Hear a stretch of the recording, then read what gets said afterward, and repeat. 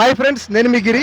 మన ఛానల్లో హైదరాబాద్కి సంబంధించిన గ్రోత్ స్టోరీస్ అన్నీ కూడా డిగ్గింగ్ అనేది చేస్తున్నాం.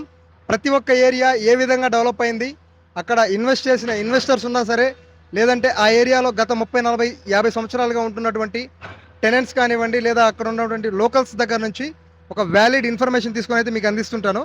సో ఇవాళ మనతో మాట్లాడడానికి సుధాకర్ గారు ఉన్నారు. Hi sir. సార్, మీరు హైదరాబాద్లో ఎన్ని ఇయర్స్ నుంచి ఉంటున్నారు సార్ ఇక్కడ? నేను హైదరాబాద్ నేను కాదు, మా తాతల తరం నుంచి నేను ఇక్కడ ఉన్నా. ఓకే, మా కొంచెం ముత్తాతలు లౌడ్గా చెప్పండి సార్. మా ముత్తాతలు కూడా హైదరాబాద్ పుట్టిన వాళ్ళు హైదరాబాద్ ఓకే. అప్పటి నుంచి గత 100 ఇయర్స్ బ్యాక్ నుంచి మేము హైదరాబాద్ లో ఉన్నాం. మా ఓకే. వృత్తి వచ్చేసి ఈ రౌతులు అలగొట్టడం. అచ్చా, మీ గ్రౌండ్ వర్క్స్ చేస్తుంటారు. రౌతు ఓకే. వచ్చేసి సో మీరు ఎక్కడ సార్ హైదరాబాద్ లో ఉంటారు? ఇక్కడ మల్లెపల్లి. మల్లెపల్లి. మల్లెపల్లి అంటే మల్లెపల్లి అంటే మనకి ఇక్కడ బంజారాస్ నియర్ బై ఉంటుంది. నియర్ బై అదే Masab tank. Masab tank. Okay, like ఇక్కడ మీరు చూసిన డెవలప్మెంట్స్ అంటే ఈ రోజు బంజారా హిల్స్ అనేది చాలా వెల్ డెవలప్డ్ ఏరియా. ఒకప్పుడు హైదరాబాద్ అంటే Banjara hills, Jubilee hills top అప్పుడు ఏరియాస్ గా చెప్తారు కదా. 30 ఏళ్ల కింద అంటే బంజారా హిల్స్ అనేది ఒకప్పుడు డెవలప్డ్ ఏరియా ఉంటుండే. ఓకే. ఎందుకంటే ఇక్కడ అంతా గుట్టలు అన్ని ఉంటుండే. మేము చూసిన నేను చూడలే, మా తాతలు మా నాన్నలు చెప్పినప్పుడు. ఓకే. ఇప్పుడు కొత్త న్యూ సిటీ అంటే మీకు కోకాపేట, నర్సింగి, అక్కడ ఇప్పుడు న్యూ సిటీ. ఇప్పుడు ఇది కంప్లీట్ గా మనకి రెసిడెన్షియల్ జోన్ అయిపోయింది అంటున్నారా ఈ ఏరియా? ఇదంతా ఇప్పుడు అంతా కంపల్సరీ రెసిడెన్షియల్ జోన్ అయిపోయింది మొత్తం మీద. ఓకే. ఓకే. ఇక్కడ ప్రెసెంట్ గజం ఎంత నడుస్తుండొచ్చు సార్ రేటు? ఇప్పుడు ఇవాళ మరి ఇక్కడ వర్క్ జరుగుతుంది. బంజారా ఏరియా 3 లక్షల నుంచి 4 లక్షలు 5 లక్షల లోపల ప్రైమ్ లొకేషన్ ఏరియాని బట్టి 3 to 4 lakhs నడుస్తుంది. 3 to 4 ఒకప్పుడు ఒక 10 years బ్యాక్ కానివ్వండి, మీరు 10 years కానా 10 years ముందు అంత ఏం లేకుండే. గత 30 years బ్యాకే ఓకే వాళ్ళు అప్పుడు ఎంత 5,000కో 2,000కో తెలుసుకుండే. అచ్చా, 30 years బ్యాక్ 1,000-2,000 తీసుకున్నది. అంటే వీళ్ళు లోకల్ వాళ్ళు కొనింది కాదు ఇక్కడ. ఓకే. లోకల్ వాళ్ళకు ల్యాండ్ మీద అంత ఐడియా లేకుండే. ఒకవేళ పుట్టి పెరిగిన వాళ్ళు ఇక్కడ ల్యాండ్ మీద ఐడియా ఉంటే, మా లోకల్ ఎంత మంది ఉన్నారో వాళ్ళకు ఉంటుండే ల్యాండ్ కి అంత ప్రిఫరెన్స్ ఇయ్యలే కదా మన హైదరాబాద్ వాళ్ళు. సో బేసిక్ గా ఇప్పుడు హైదరాబాద్ ఇంత అభివృద్ధి చెందడానికి గల కారణం ఏమని చెప్పుకోవచ్చు మనం? హైదరాబాద్ నాకు తెలిసిన వాడికి అయితే చంద్రబాబు నాయుడు అన్న. ఓకే, సిబిఎన్ గారు. చంద్రబాబు నాయుడు గాడే. ఓకే.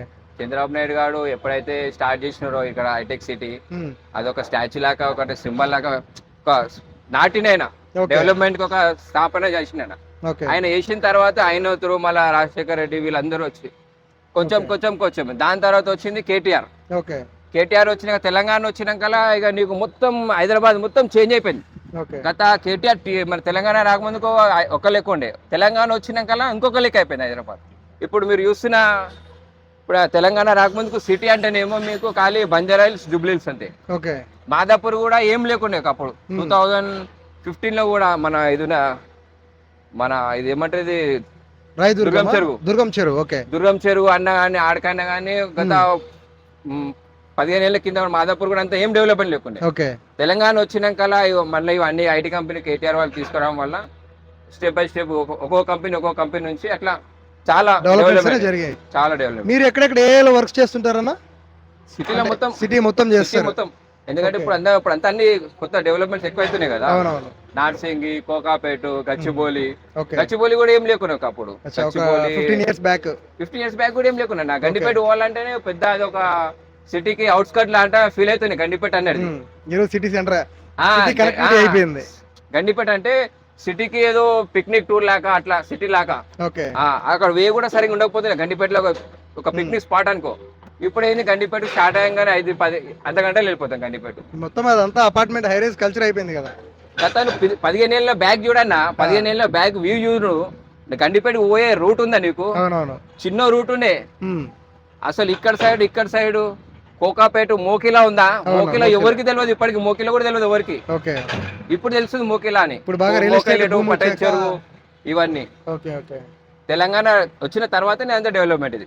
ముఖ్యంగా తెలంగాణ డెవలప్మెంట్స్ లో ప్రధానంగా చంద్రబాబు నాయుడు తీసుకొచ్చినటువంటి ఐటీ అనేది స్టార్ట్ అయింది. అంటే బీజం పడింది. హైదరాబాద్ లో డెవలప్మెంట్ కానీ ఏంటంటే, హైదరాబాద్ కి నాన్ లోకల్స్ పబ్లిక్ చాలా మంది వస్తారు. ఇన్ఫ్లో ఎక్కువ ఉంటుంది. ఇన్ఫ్లుయెన్స్. ఇప్పుడు నువ్వు రైల్వే స్టేషన్ పోయేటోళ్ళు తక్కువ ఉంటారు, వచ్చేటోళ్ళు చూడు ఎంత మంది వస్తారు. ఎందుకు వస్తున్నాడు? ఇంకా అందరూ వాళ్ళు ఇక్కడ డిఫరెంట్ పర్పస్, జాబ్స్ అని, బిజినెస్ డెవలప్మెంట్ ఉంది కాబట్టి వస్తారు, బతుకుతారు. లోకల్ వాళ్ళు ఇక్కడనే ఉన్నారు.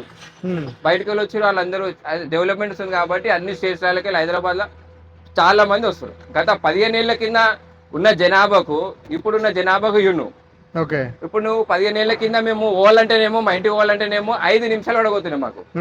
ట్రాఫిక్ ఏం లేకుండా. ట్రాఫిక్ లేకుండా. ఓకే. ట్రాఫిక్ లేకుండా ఇట్లా చూస్తుంటే మాకు క్లియర్ గా వెళ్ళిపోతున్నాయి మేము. ఓకే. ప్లీజ్ వెళ్ళిపోతుంది. ఇప్పుడు మా ఇంటికి పోవాలంటే మాకు 1/2 అవర్ పడుతుంది. 5 నిమిషాలకి 1/2 అవర్ అంటే ఎంత డిఫరెంట్ చూడు. ట్రాఫిక్ పెరిగిపోయింది కదా. ట్రాఫిక్ వెళ్ళిపోతుంది, జనాభా వస్తుంది కదా. జనాభా వస్తా ఉంది. జనాభా ఎంత జనాభా ఉంది చూడు. మోస్ట్లీ ఇక్కడ ఇన్వెస్ట్ చేసిన వాళ్ళందరూ బయట వాళ్ళే. ఇక్కడ 99% బయట వాళ్ళే. మన లోకలకు ఇంత డెవలప్మెంట్ అయితే ఉండింటే ఇప్పుడు మేమే ఉన్నాం. మేము మా తాతల తరం నుంచి ఉన్నాం.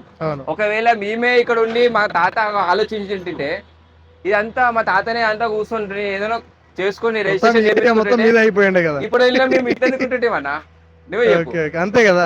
BMW తిరుగుతుంటాయి. వాళ్ళకు అంత ఆలోచన లేకుండా ఐడియా రాలేదు.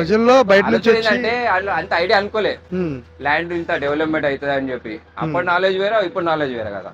అవునవును. కొన్ని కోట్ల రూపాయలు, కొన్ని వందల కోట్లు ఈ రోజు హైదరాబాద్ వాళ్ళు ఆలోచించుంటే, అది ఆలోచించుంటే ఇక్కడ కొన్ని అరే ఇట్లా ఫ్యూచర్ లా ఇట్లా పెరుగుతుండొచ్చు ల్యాండ్ త్రూ, ఇట్లా మన పిల్లలకి ఇట్లా ఇట్లా అని వాళ్ళు ఆలోచించుంటే మా లైఫ్ స్టైలే వేరుంటుండే. ఎక్కడెక్కడో వచ్చి కోట్లు సంపాదిస్తారు. సో బేసిక్ గా ఏంటంటే ఈ రోజు ఉన్న పరిస్థితిని కాకుండా ఫ్యూచర్ ని ప్రిడిక్ట్ చేసి భూమి మీద పెట్టుబడి పెడితే ఏ విధంగా ఉంటుంది కంపల్సరీ ఉంటాయన్నా. ఓకే. ల్యాండ్ ఇన్వెస్ట్మెంట్ చేసిన వాళ్ళకి కంపల్సరీ రిటర్న్స్ ఉంటాయి. అల్టిమేట్ గా ఒక లాంగ్ టర్మ్ లో కనుక చూసుకుంటే కొన్ని కోట్ల రూపాయల రిటర్న్స్ అనేవి వస్తాయి. నువ్వు అనుకోలే, నువ్వు అంత అనుకోని అంతే కాదు. నర్సింగ్ ఉంది కదా, నర్సింగ్. అవును.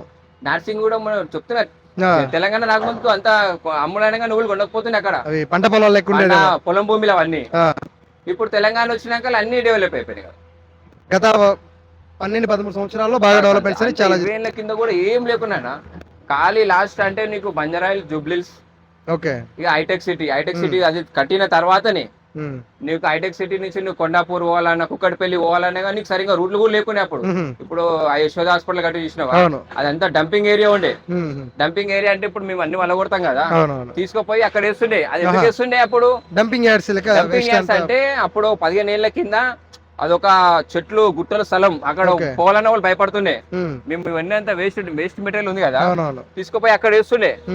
ఇప్పుడు పబ్లిక్ జనాభా పెరగడం వల్ల ఏం చేసేది తెలుసా, ఆ యశోద హాస్పిటల్ చూసిరా మీరు, ఆ డంపింగ్ యార్డ్ నే ఖాళీ చేసి మళ్ళీ పెద్ద యశోద హాస్పిటల్ కట్టేశారు కదా. అంటే నువ్వే అర్థం చేసుకో, హైదరాబాద్ లా ప్లేస్ అంతా కావాలి అప్పుడు ఒక్కొక్కరికి ఉండాలంటే ఏడుంటారు మళ్ళీ. ఇప్పుడు హైదరాబాద్ ప్లేస్ మొత్తం ఆక్యుపై అయిపోయింది, ఇంకా ఓఆర్ఆర్ బయటకు వెళ్ళిపోతున్నారు అందరూ. నా ఓఆర్ఆర్ అయిపోతుంది అంటే ఇప్పుడు మీ స్టాఫ్ లా 75,000 మంది అన్నాడు. 75,000 మంది ఏడుంటారు. కావాలి కదా వాళ్ళకి, టవర్ కావాలి కదా మీకు, కంపల్సరీ ఒక టవర్ కావాలి కదా.